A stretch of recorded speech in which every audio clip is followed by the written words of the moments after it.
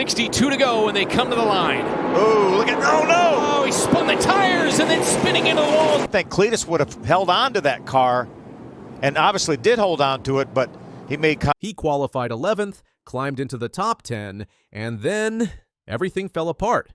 One wrong move sent cars flying, sparked a storm of backlash, and left fans stunned. Was it a rookie mistake or proof he doesn't belong in pro racing?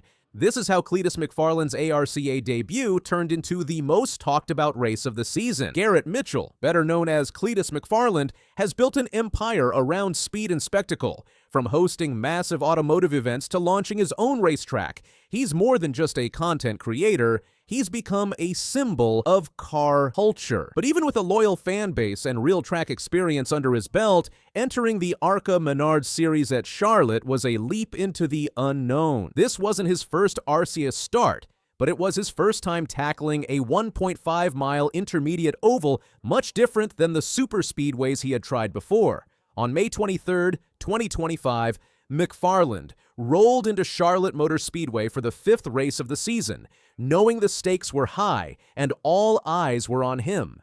Despite being relatively new to this level of competition, McFarland showed up prepared. He qualified 11th in a field packed with seasoned racers and future NASCAR hopefuls. As the race began, he moved up quickly, entering the top 10 and settling into a solid rhythm.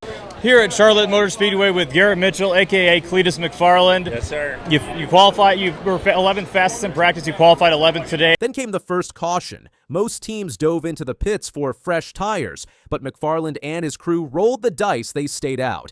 It was a gutsy call meant to gain track position, and it worked. When the field lined back up, McFarland was sitting on the front row next to Grant Finger, a veteran with decades of experience. As the green flag dropped, McFarland's inexperience on an intermediate oval showed. He spun his tires on the restart just enough to stall momentum and created a ripple effect down the outside line. William Sawalich, trying to avoid contact, clipped McFarland's rear, sending him into Isabella Robusto. Robusto's car slammed into the wall. The chain reaction didn't stop there. Nearly 10 vehicles were involved in the wreck. A mix of veteran racers and newcomers had their races ended in a pile of twisted metal and disappointment, all from one restart miscue. Fans and critics erupted. Social media exploded with mixed opinions. Was Cleetus in over his head? Should influencers be racing at this level? Some praised his guts and determination. Others questioned the integrity of allowing YouTubers into professional circuits. Drivers like Isabella Robusto were understandably frustrated. She had a strong run going before the wreck ended her day. Many questioned the strategy to keep McFarland on old tires, especially given his limited experience. But while emotions ran high, McFarland's response would shape the narrative moving forward. In the post-race interviews and across his own platforms, McFarland took full responsibility. He didn't dodge questions or blame others. Instead, he admitted his mistake, acknowledged the challenges of stepping up to intermediate tracks, and thanked his team and fans for sticking with him.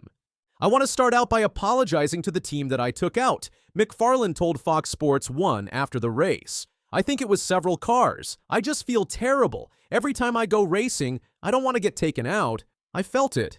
It sucks. I want to start off by apologizing to the team that I took out. I think it was several cars, and I feel terrible about. He admitted that racing at Charlotte was 100x harder than competing at super speedways like Daytona or Talladega, saying that he got humbled on that restart. That humility and transparency earned respect, even from critics. In an era where few public figures take accountability, McFarland's honest apology showed he wasn't just chasing clout. He was serious about earning his place on the track. Despite the chaos, McFarland didn't quit. His car was damaged, his chances of a podium were gone, but he kept going. Lap after lap, he clawed his way forward. By the end of the race, he crossed the finish line in 9th place, his best RCA result to date. It wasn't a win, it wasn't even a clean run, but it was gritty, determined, and it proved something to both fans and fellow drivers. Cleetus McFarland wasn't just there for the cameras, he was there to race.